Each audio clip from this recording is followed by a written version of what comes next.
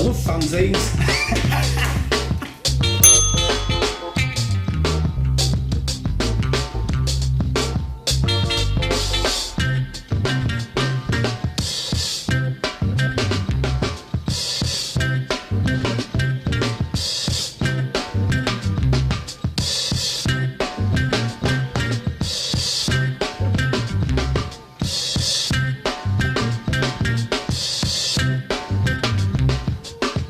So, on behalf of Smile Awhile issue 10, very proudly to welcome Peter Jackson.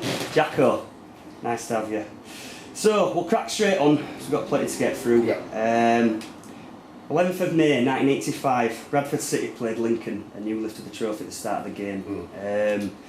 Obviously, Bradford won the Division 3 title, didn't they? And then obviously went on to horrifically witness the Bradford City disaster. Yeah, Just talk to us about your emotions that day. Well, building up to that, we were in a side that had a really young side really at Bradford City at that time. We never really had any success as a club, but that year all came into place and we won the championship. For me personally, as a Bradford lad who went to school at Leycroft, which is half a mile away from Valley Parade, I could see the floodlights from my school. So for a local lad like me to actually lift the first trophy in don't know how many years, since 1911 I think, since they won the FA Cup, was a massive honour to me. And I remember going down that day full of pride because we'd won the championship. We were a group of lads that always stuck together. I think that season we only used 14 players. That's incredible, that, isn't it? In the season we used 14 players. Amazing, yeah. And so I went to the game, all my family were there because they were all really proud. And all the other players' families were there because we were just one big family at that time at that club. We all went out together in the players' lounge, and I remember walking out that day, and I remember saying to somebody, it was a really sunny day, but it was so windy that day. Pitch was bone hard, and then I just remember walking out to the pitch, and I never played in Valley Parade in that many full houses, and it were packed, absolutely packed, because of what we'd achieved, and rightly so. We were a good side. And then we came out, got presented with the trophy, and usually, and it's quite strange, it's usually trophies get presented after the game. We got presented. I was thinking that, yeah. And I always thought, why did we get presented before the game? And I thought, that's really a bit strange. Anyway, but I didn't think about it at the time. I thought, well, let's go with it, yeah. Yeah, let's go with it, yeah. And for me to pick that trophy up with my teammates, it was brilliant. Doing a lap of honour. And then the game, it was nothing at stake. Lincoln couldn't go down. We were champions, obviously, so nothing at stake in the game. And then, half an hour into the first half, I remember being at the back as obviously a defender in the far left-hand corner in the main stand. There was smoke coming out, and I just thought, well, someone's let something off, or there's something not right, really. And then it started getting, within minutes, and I mean minutes, it just like flared up.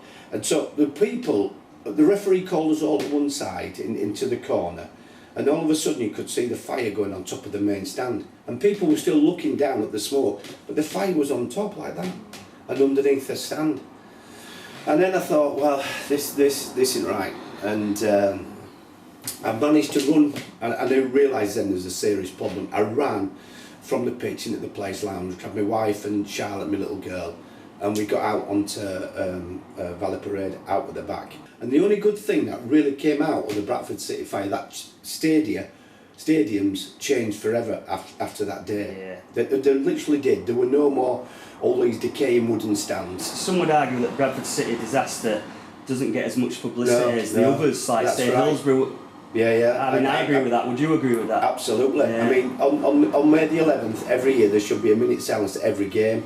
Not only just at Bradford City and maybe at Lincoln. It should be throughout the Football League. Yeah. It should be. Hillsborough, that happened as well, and they get that. And I think sometimes Bradford, because they're only a small club, it got pushed away a little bit, and it was tragic. What happened that day was absolutely tragic, and I still think it will be never forgotten in Bradford.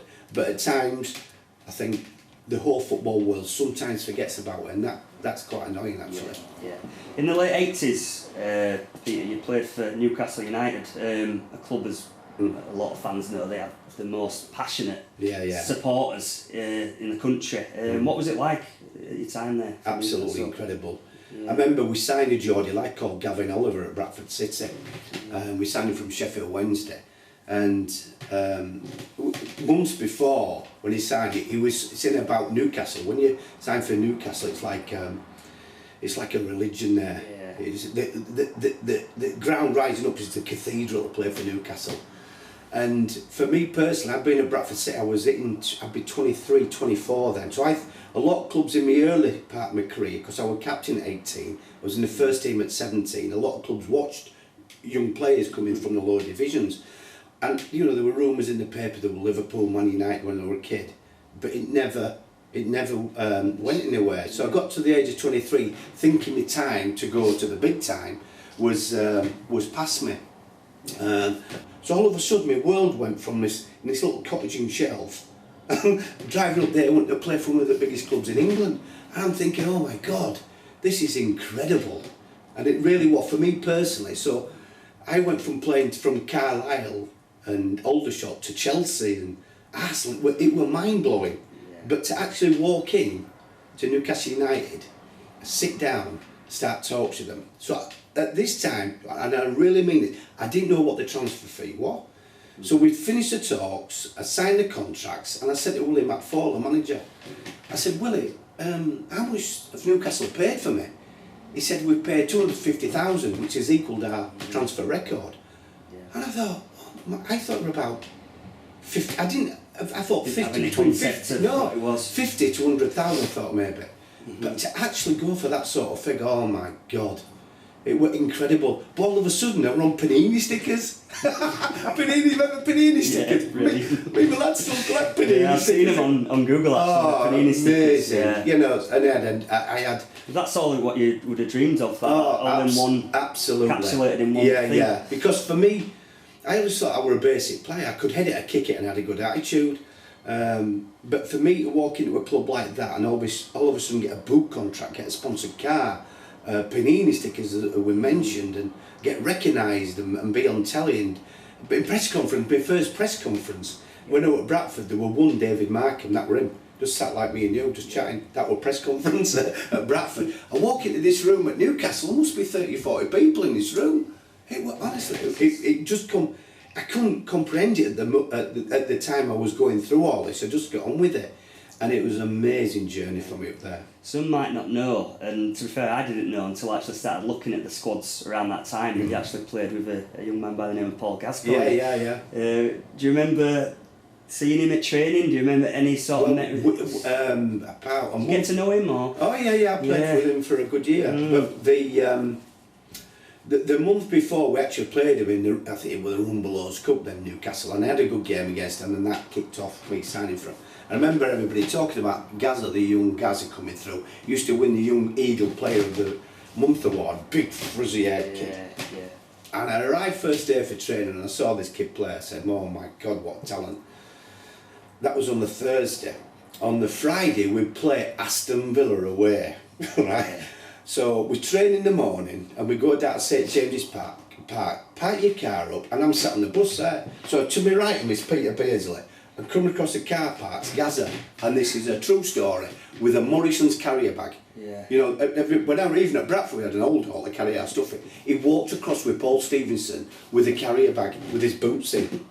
And I thought, this is one of the best young players probably in the world at that time.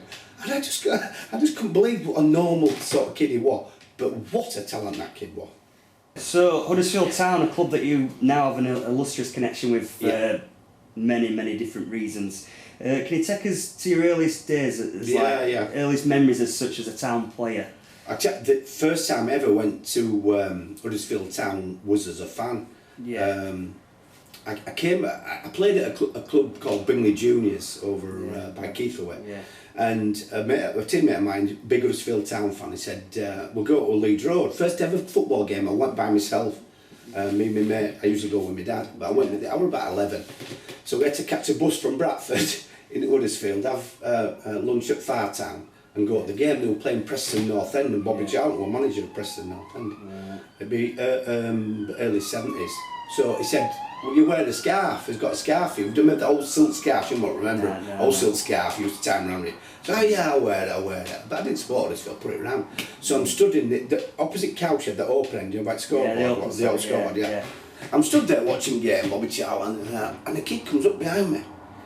I think it was his finger. He said, "Give me a scarf or I'll knife you." Nice. That's Huddersfield Town. Yeah. Who'd have That's your thought? first introduction. Yeah. Who'd have thought? 11 years later, I've become king of Huddersfield. Anyway, so this kid said, "Well, you can have it. I'm not bothered." Yeah. So that's my first memory of coming to Huddersfield. But how me actually signing for Huddersfield came. I mentioned my time at Newcastle, and then Bradford came in for me. I re-signed for Bradford, signed a 5-year contract on really good money, but after 18 months it just didn't feel right. The club got relegated, my form dipped a little bit, and basically gave me a free transfer. So to cut the costs and everything. So then I got a call by George Mullall, bless him, who was youth team coach down here at Huddersfield. I know the name, yeah. Yeah, he just passed away a couple of weeks away, God bless him.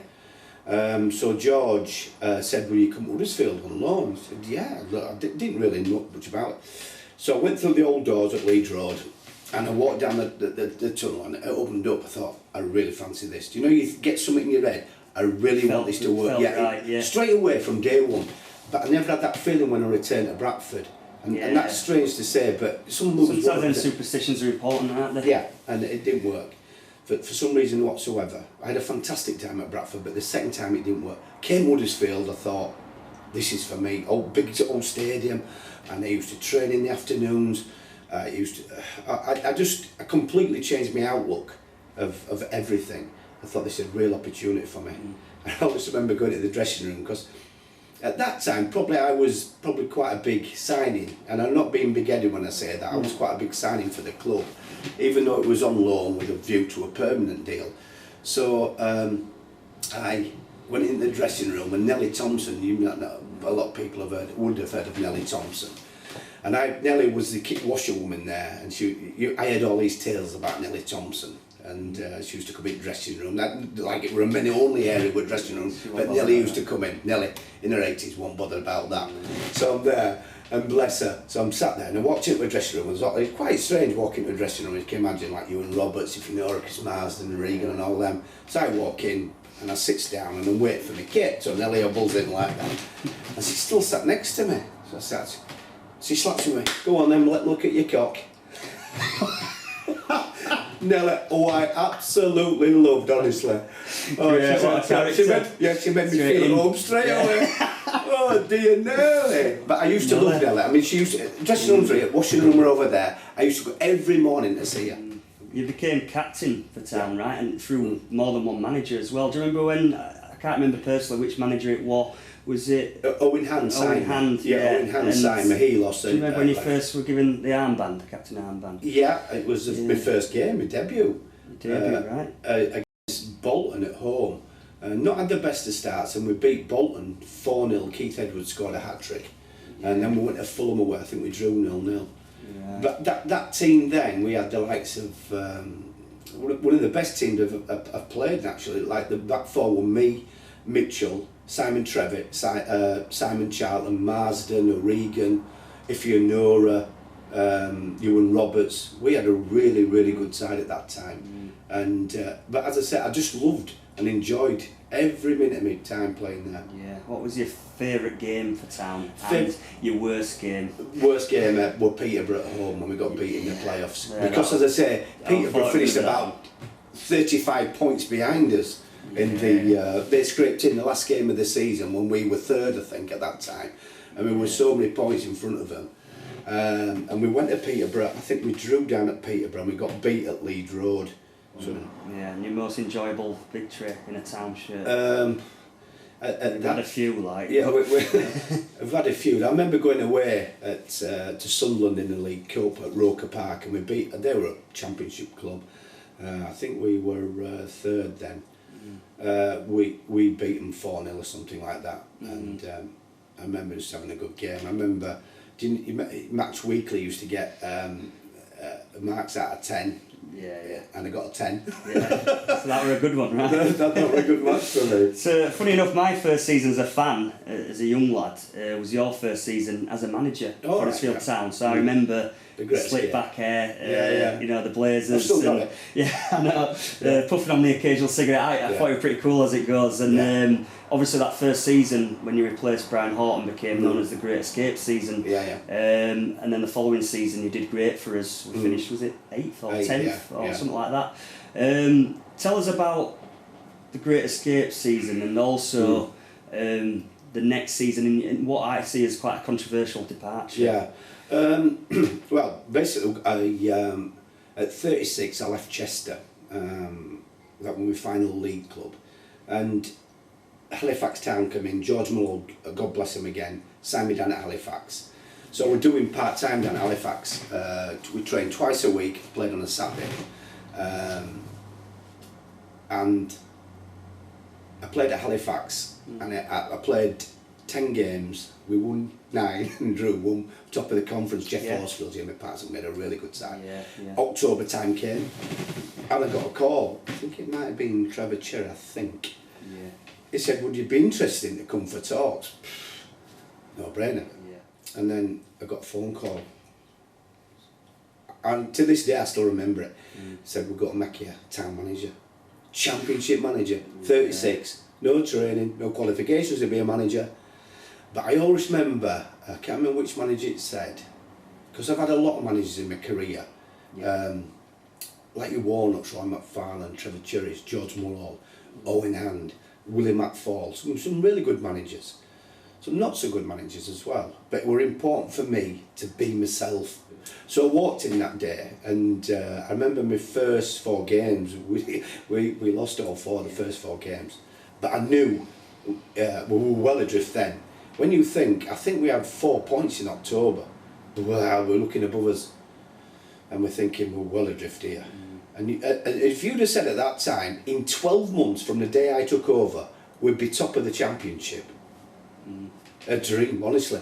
Absolute dream. To go from bottom with 4 points, 12 months to the day, we were top at Tranmere. We won at Tranmere 3-2, we went top of the championship.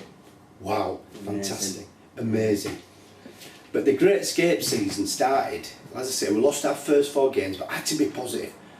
I was so excited about going, even though we got beat 4-0, I think, at Port Vale. Next day I were in, I couldn't wait to get started again. And I knew if we won 1 game, it'd kickstart our season.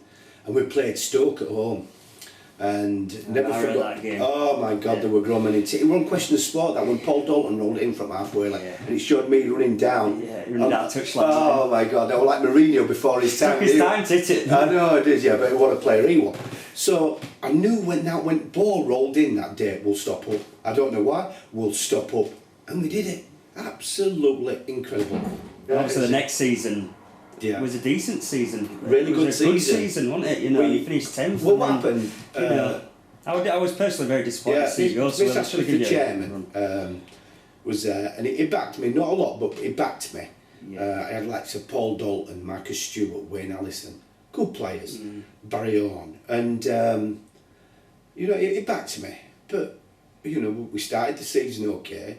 And like I say, we won Friday night. We were live on television at Tranmere, and we beat them 3-2 to go top of the championship. And exactly 12 months of the day, when I took over, from bottom to top, I thought, that's not a bad investment, is it, Chairman? And I felt like saying that. We did so well as a club, and everybody around us did.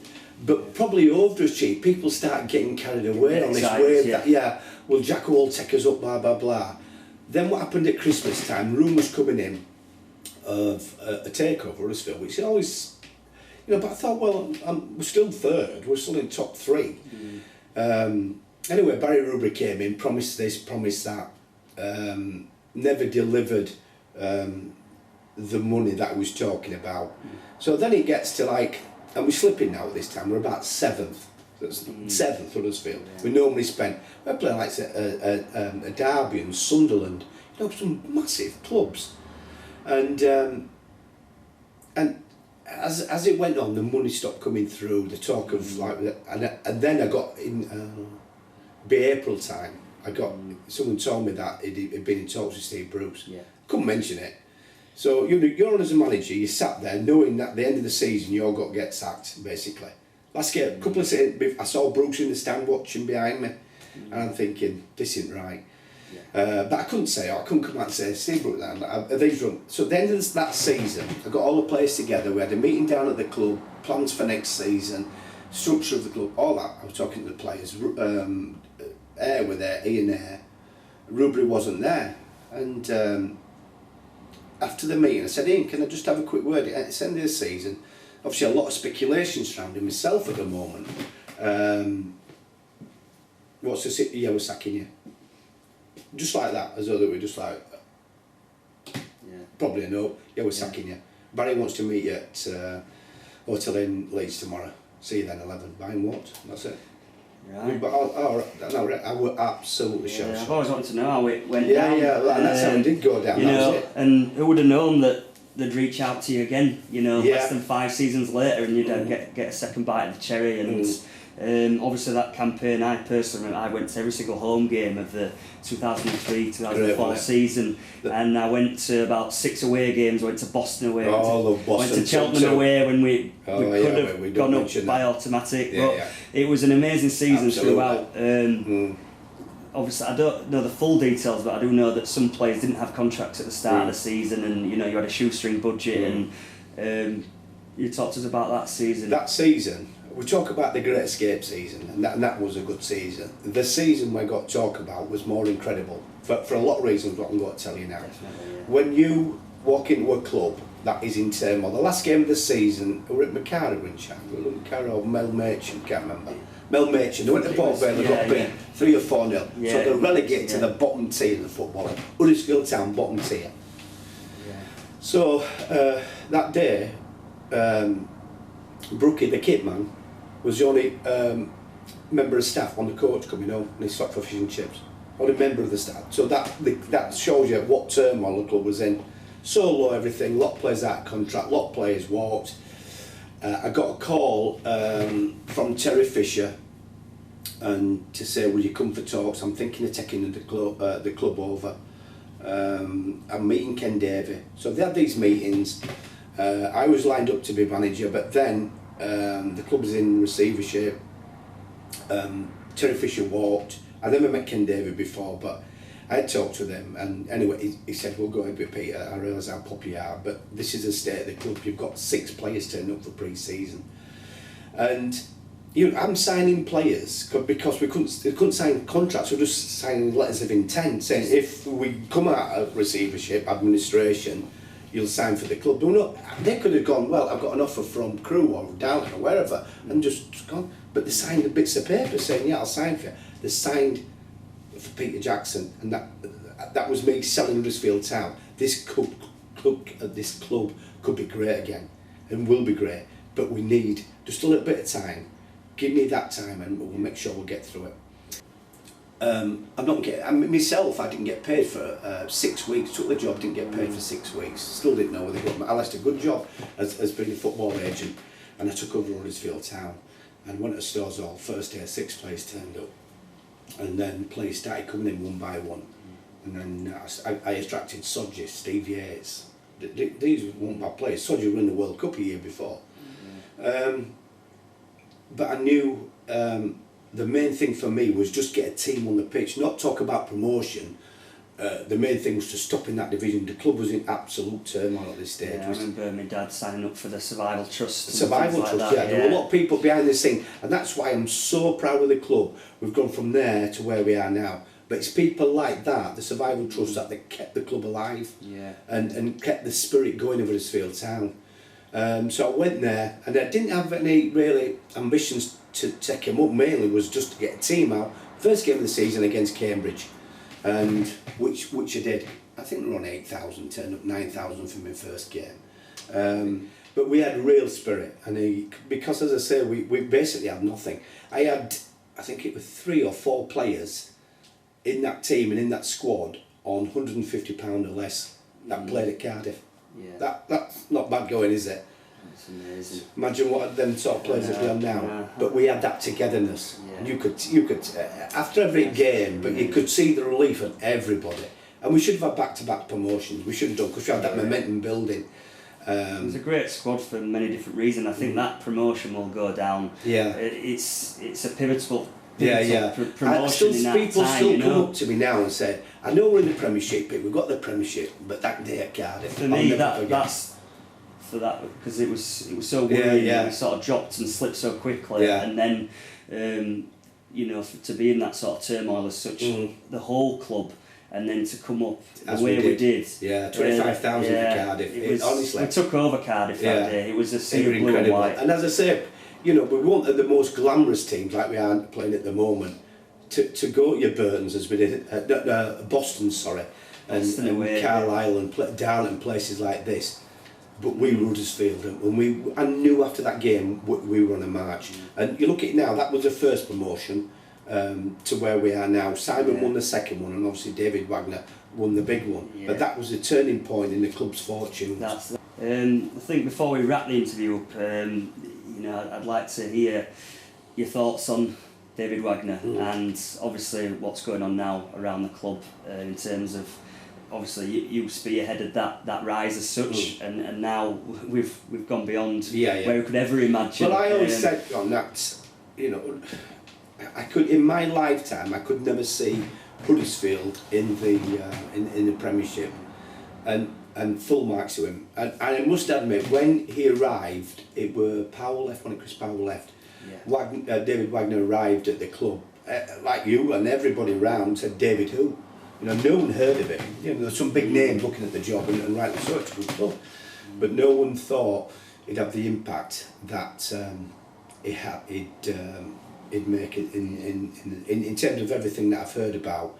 How he's changed training facilities. You know, the facilities now are second to nothing. We had cold showers up at Stores Hall, but he's come in and he's rubber stamped his identity on the club, the man I'm most pleased for is obviously Dean Hoyle, our chairman. He took a risk. You know, he could have appointed a well-known name but failed, but he appointed somebody who thought outside the box, and it's just now a magnificent club to go to watch a game of football. I go every home game. I work in the Legends Cafe, Friday Club, and it's just incredible. I went to an away game at Brighton this season, and I just went behind the goal with the fans. Some lads took me for my birthday. Honestly, it was fantastic, and the emotion that's shown from the fans. We drew 1-1 that game, didn't it is okay. Good result. Good. But I just look at now, what he's achieved is, and I think his biggest achievement, not going up when they were favourites to get relegated, his biggest achievement probably was keeping us up. I think that was a bigger achievement than getting up from the Championship. So, lastly, Peter, I've got a whiteboard here. If I could pass you that, right? Would you be able to... I haven't got my glasses. All time. My first choice is Nico Vassen. Didn't have the best of starts at Huddersfield. I remember his debut at Bury. I think we got beat 2-0. Nico got sent off, and he had a couple of hicks. And the home game, he let one slip. And my son, who is a big town fan, used to call him Nico Vaseline. Right? As the season went on, it became Nico Velcro. My all-time favourite player, you won't believe this, of all time, of all my squads I've had, is... I've had some good right-backs. Andy Holdsworth. Loved Andy Holdsworth. In terms of everything about him, I thought he underachieved in his career. I left, and I don't know where his career slipped to, but he slipped down and down. He got some bad advice by people. But a wonderful kid, and a kid that I still see now and think about. But what a lovely kid. Jamie Vincent, left back.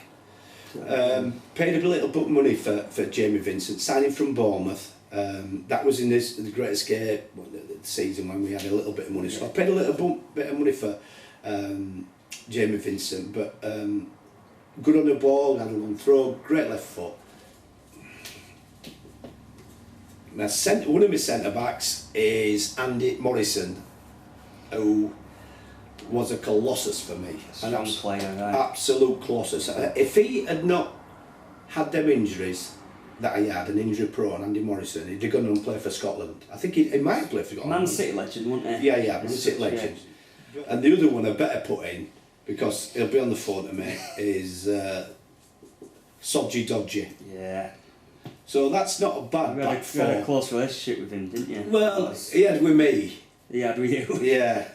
Sodgy, I used to hammer him. But Sodgy was one of them. It could be 9 out of 10 or 1 out of 10.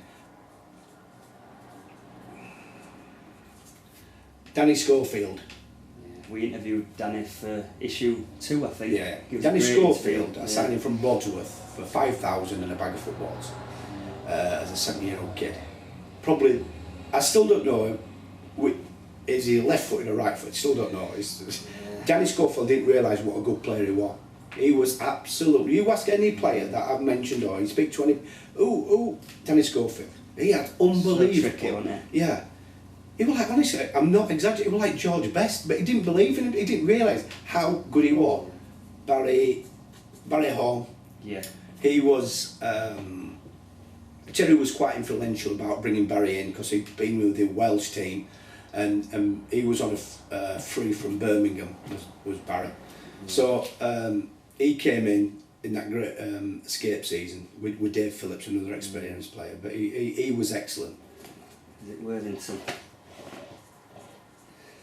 Johnny Worthington, yeah.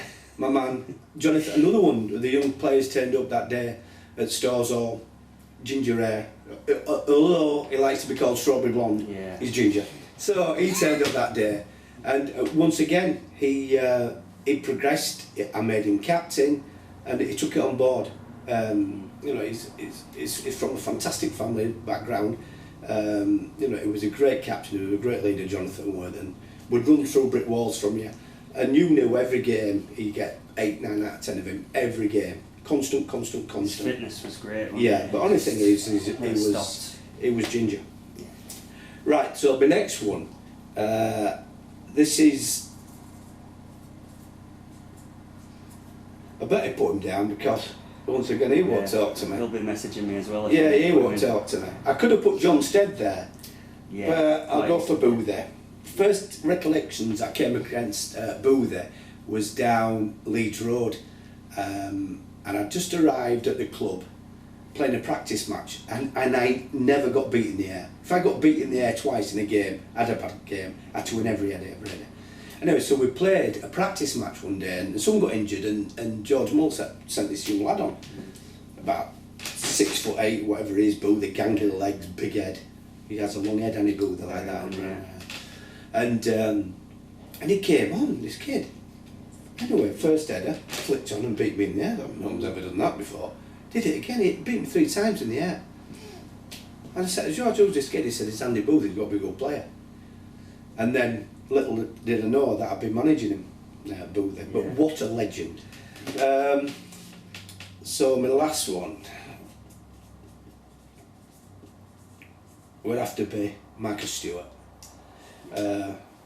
I better put Stead in because he'll be another one on you, mate. And Steady soup. Steady, sorry, you soup. So I'd have to go Marcus Stewart. Marcus Stewart was one of these kids who was the daftest lad probably I've ever managed. And but what a talent. And I signed another player we could have put in there, Wayne Allison.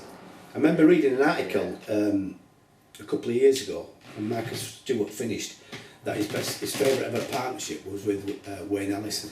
Good squad though. Yeah, I honestly, I have played with and managed some incredible players, but some of them players, they're a joy. You know, footballers get a bad image, I think, at times. But what I'm witnessing now down at Huddersfield, it's just awesome.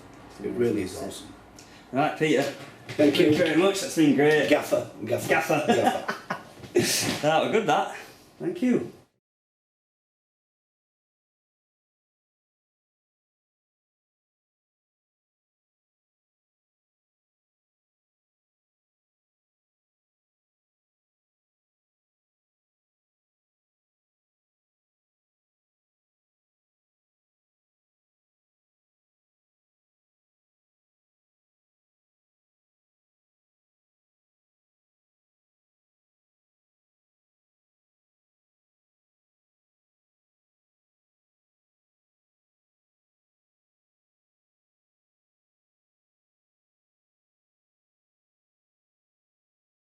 we were playing Blackpool at home, and so this is the 500,000th league goal scored in the Football League, and it was scored by Gary Taylor-Fletcher against Blackpool. But leading up to the game, there was quite a lot of hype on Sky Sports that someone tonight would score the 500,000th goal in the Football League. So we're playing Blackpool. Gary Taylor-Fletcher scored an absolute wonder of a goal. And I came at my office, and Gary Taylor-Fletcher's goal comes on. This is a goal, 500th goal. This will go down in history. I said to Brookett, kit man, go down there, referee's room, get that ball, get it signed and bring it to my office. Did it within 10 minutes, that we're back in my office. Got it all signed off, put it in a box. It's been in my son's bedroom ever since. Fantastic story, that, isn't it?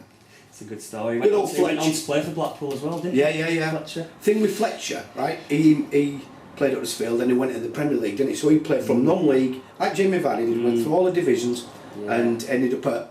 I should have put him in my team. Never thought about him. He'll be another one on me. So he invited me the last game of the season. I think it was Man United at home. To be with him and his family, have a meal. He was playing, and he came up after the game, his last ever Premiership game, and gave me his shirt. I thought, that's not bad, is it? Yeah. Well, I'm on Fletcher. What a nice guy. He should have been in that team, but I forgot Yeah. about him. Sorry, Fletch. Good stuff.